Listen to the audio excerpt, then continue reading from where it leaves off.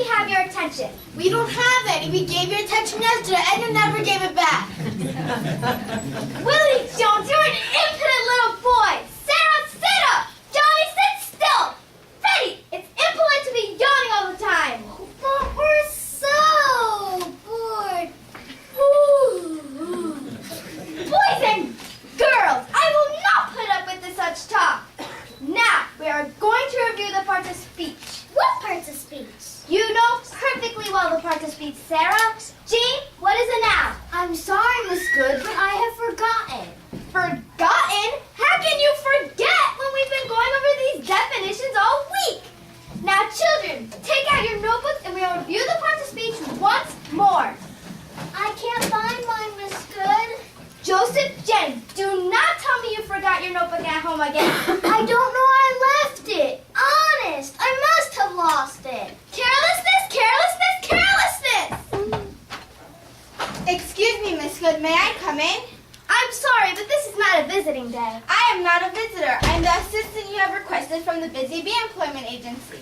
Oh, do come in, Mrs. Jacqueline. Good morning, Mrs. Jacqueline. And good morning to you. My, oh my, what a bright, lively, intelligent group of children. Thank you, Mrs. Jacqueline. And so polite, too. I'm glad you find them so cooperative, Mrs. Jacqueline. But naturally, I expect them to be cooperative, also busy, alert, careful. But we're really not like that at all, ma'am. Usually we are careless, disorderly, exasperating, forgetful. So I've heard, but I know it can't be true. Oh, but it is.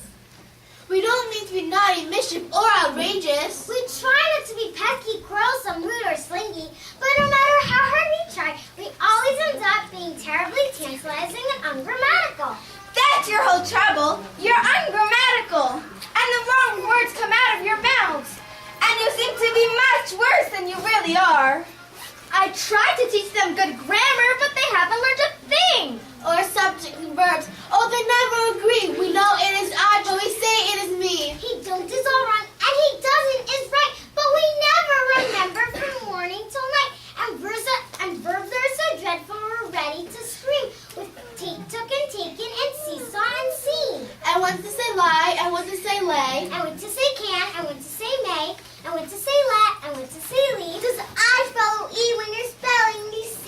You speak of a house and two of them houses, but you speak of a mouse, but two are not mouses. More than one goose turns out to be geese, but more than one moose is never meese. Oh, grammar is dreadful. It doesn't make sense. All mixed up with pronouns and clauses and tense. If you open your mouth, you're breaking the rule. And that is why grammar should not be in school. You see, Mrs. Jacqueline, that teaching grammar is a hopeless task. The children are not to blame, Miss Good, and neither are you. It's old Blunderbore who has you in his power. Blunderbore? Who's he? Old Blunderbore is a terrible fellow with two big heads and a horrible bellow.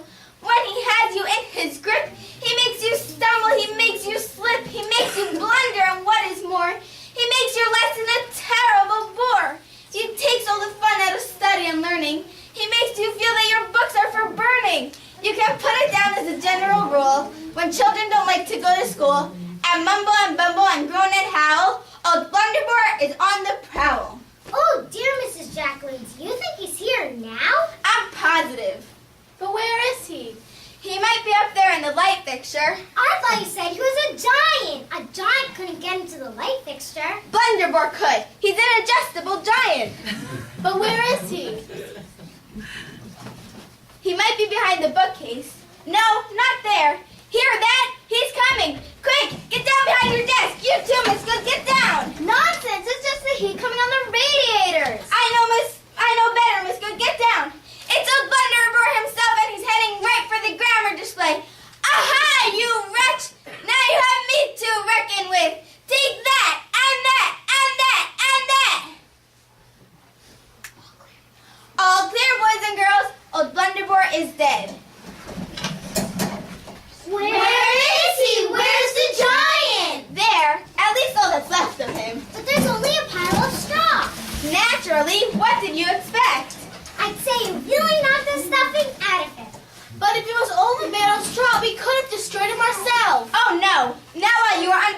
power. But from now on, though, you are free.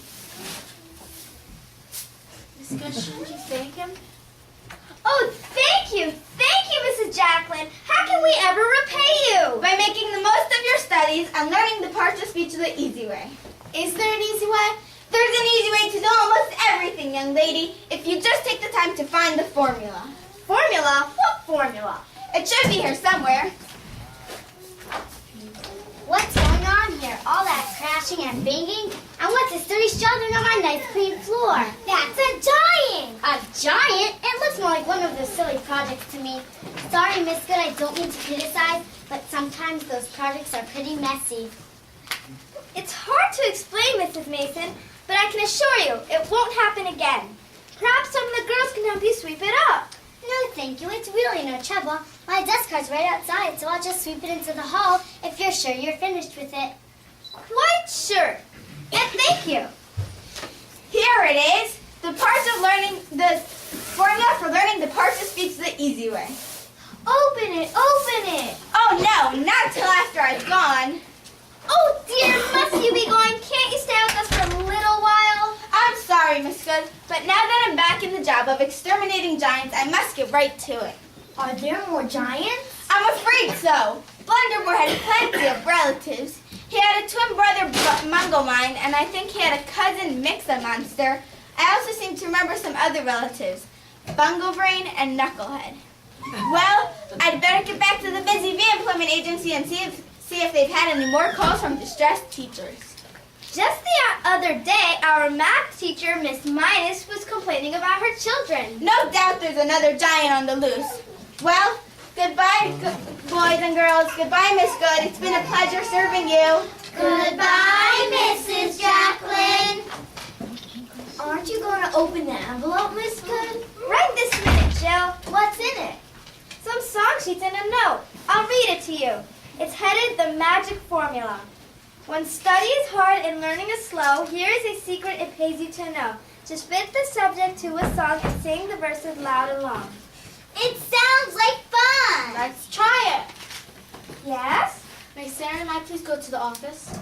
Of course, but when you come back, just finish the assignment.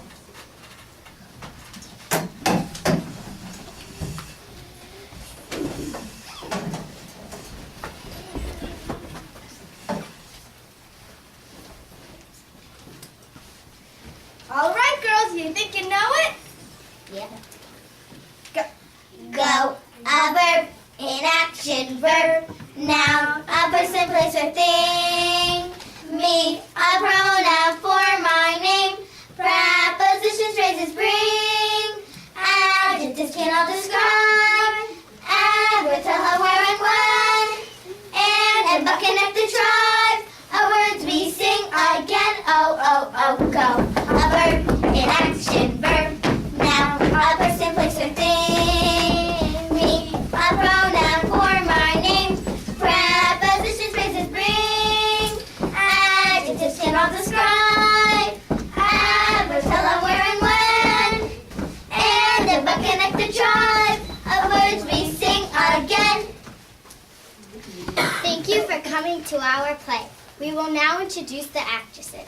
Esther Pam playing as Sarah, Sally, Johnny, Freddie, Henry, and Jill.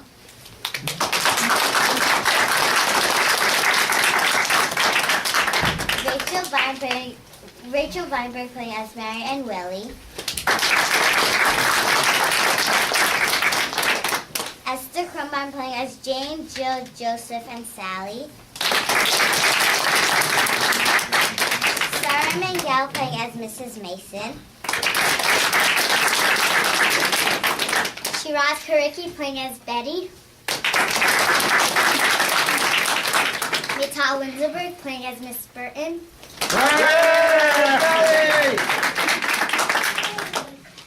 Batsheva Rubin playing as Miss Brown.